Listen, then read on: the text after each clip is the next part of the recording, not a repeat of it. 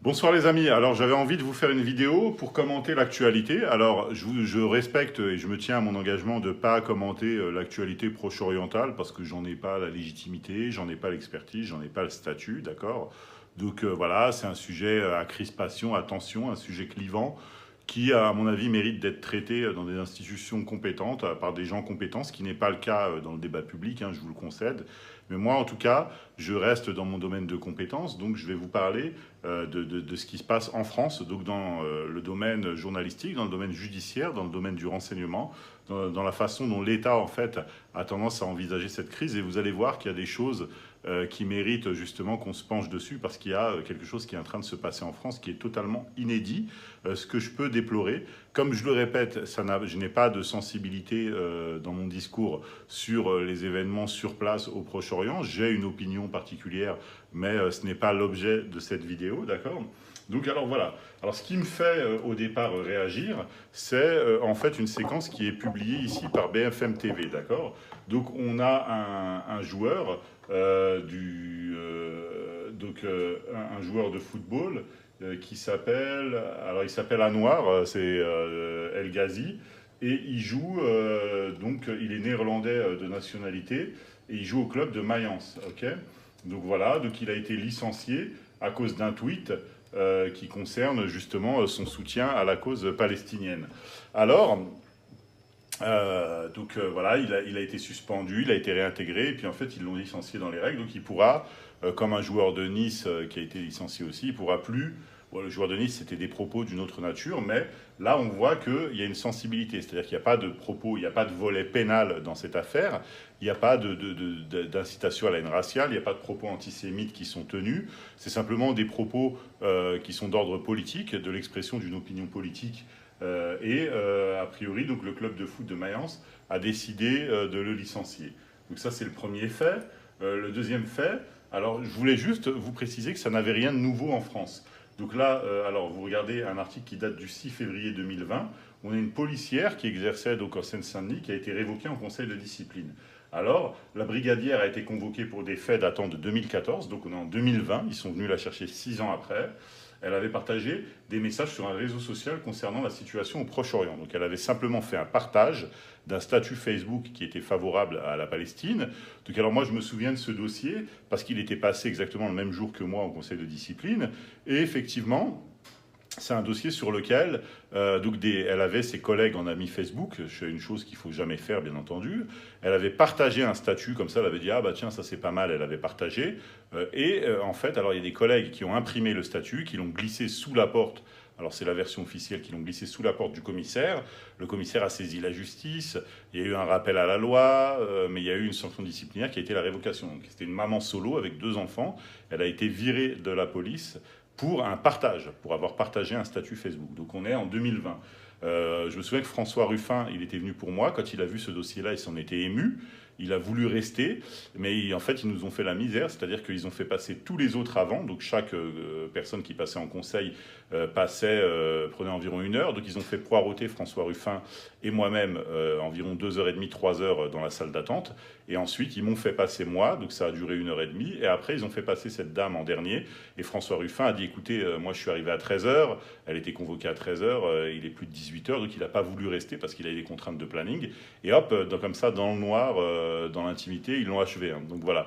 Donc pour le coup, c'est pas un procédé nouveau. Alors, justement, alors qu'est-ce qui se passe? Qu'est-ce qui se passe en France? Alors il se passe que, moi je vais vous expliquer que la France, en fait, l'institution française, elle a choisi un camp. C'est-à-dire que voilà, on a une tradition de faux semblants. En France, en réalité, la France n'a jamais été neutre dans le conflit israélo-palestinien. Elle défend ses intérêts, c'est-à-dire qu'en matière de politique intérieure, elle a son histoire, elle a son passé, elle a ses positions, elle a toujours été, en matière de politique intérieure, elle a toujours été pro-israélienne, hein, mais par contre, en matière de diplomatie étrangère, le Quai d'Orsay est réputé plutôt arabophile et donc plutôt pro-palestinien. Pourquoi? Pas parce qu'il y a des intérêts avec les pays du Golfe et les pays arabes. Donc finalement, il ménage la chèvre et le chou en quelque sorte. Mais en matière de politique intérieure, quand tu es un petit arabe de France et que tu manifestes la moindre velléité antisémite, tu es sanctionné, ce qui est normal.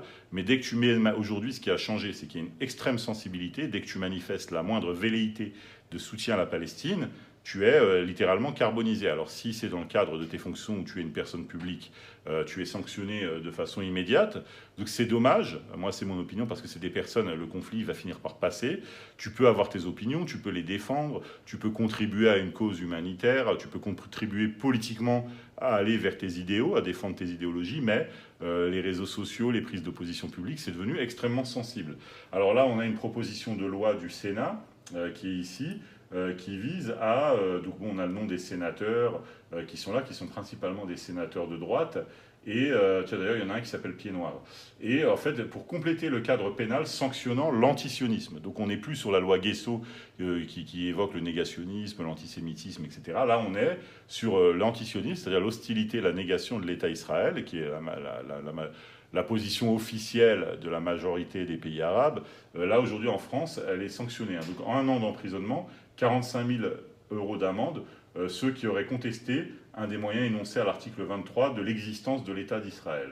Donc ceux qui commencent à expliquer sur Internet, parce que c'est pas que ça concerne pas que l'expression publique sur les réseaux sociaux ou dans les médias, même sur Internet, tu expliques qu'Israël c'est l'entité sioniste, qu'Israël n'existe pas. Tu risques donc 1 an de prison, 45 000 euros d'amende. Donc c'est une peine plancher. Mais en fait, pourquoi ? Parce qu'elle permet justement d'ouvrir à la justice la possibilité de réaliser des investigations sur Internet et ailleurs, des investigations téléphoniques, etc. Donc d'ouvrir une instruction et en fait de te ficher, c'est-à-dire de te ficher au B3.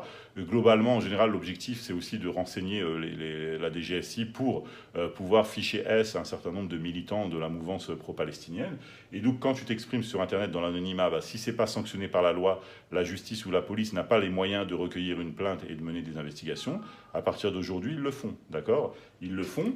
Donc voilà, là on a, le 10 octobre 2023, un courrier qui émane du ministère de la Justice. Hein. Donc je le mets, là il est déjà en plein écran. Voilà, je vais l'agrandir ici. Donc en plein écran. Alors, non, c'est pas la bonne solution. On va l'ouvrir. Alors, en fait, c'est un courrier qui est destiné à mesdames et messieurs les procureurs généraux près des cours d'appel, tribunal supérieur d'appel et tribunaux judiciaires.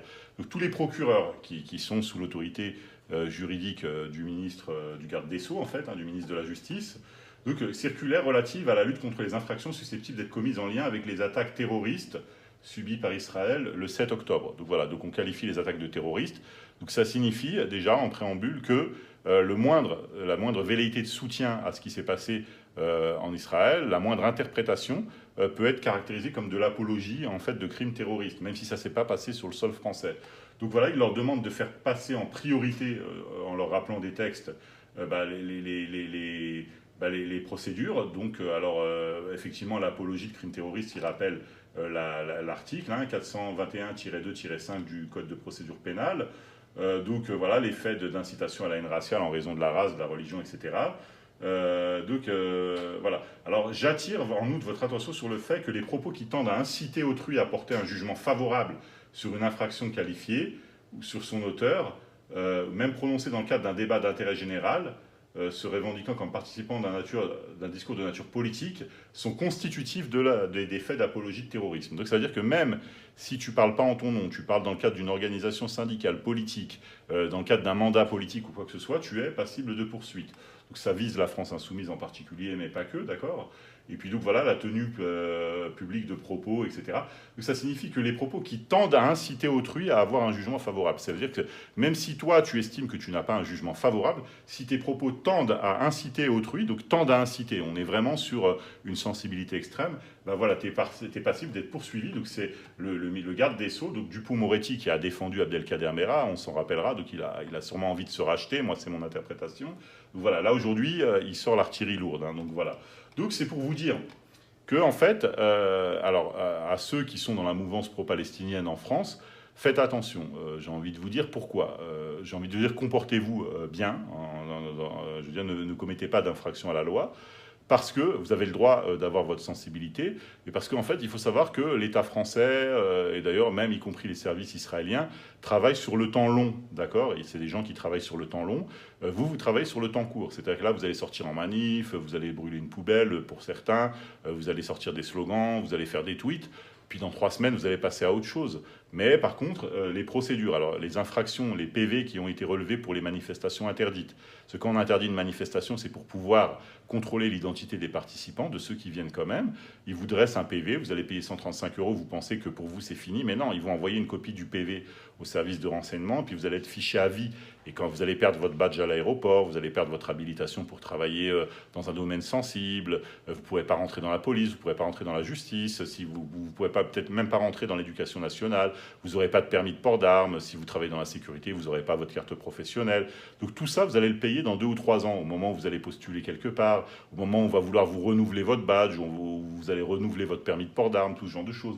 Donc, eux, ils travaillent sur le temps long. Vous, vous êtes sur les motifs, sur le temps court, sur émotif, hein, comme émotion, et vous allez vous retrouver perdant, d'accord? Parce que là, ils sont en train de mettre en place un arsenal législatif qu'ils sont déjà en train d'appliquer. Tous ceux qui ont été verbalisés, tous ceux qui ont été... Et il y a des abus. Alors moi, j'ai été saisi d'une procédure, donc je travaille avec des avocats, parce qu'il y a des gens qui abusent. C'est-à-dire qu'il y a des gens qui n'aiment pas les Arabes, et donc, naturellement, qu'est-ce qu'ils font? Quand ils ont une dispute entre voisins ou avec quelqu'un, ils disent « oui, il a dit sale juif ». Moi, j'ai une procédure comme ça, où il y a une personne qui, malheureusement, souffre de troubles psychiatriques. Hein, et puis, donc, la personne se mal comportée parce qu'elle était en état d'ébriété. Puis, pour faire venir la police qui ne se serait pas déplacée en temps normal, les requérants ont dit il nous a traité de sale juif. Et puis, donc, naturellement, la personne est interpellée, crie propos antisémites, etc., etc. La procédure va au bout. Et naturellement, lui, il ne se souvient pas avoir dit ça. Les 2 personnes disent si, il nous l'a dit. Bon, moi, je pense qu'il y a un petit peu de manipulation. Donc, on va être sujet dans la société française à ce type de manipulation. Donc, je vous invite à la plus grande vigilance. Voilà, tout simplement. Écoutez, voilà, prenez garde, soyez prudents. Et puis, n'hésitez pas à partager cette vidéo, à la relayer et également à contribuer à soutenir ma page sur Facebook. Donc, le compte, c'est Noah Manoir. Sur TikTok, Noah Manoir. La cagnotte, la France doit savoir. Et la cagnotte PayPal. Merci beaucoup. Très bonne soirée à vous. Salut.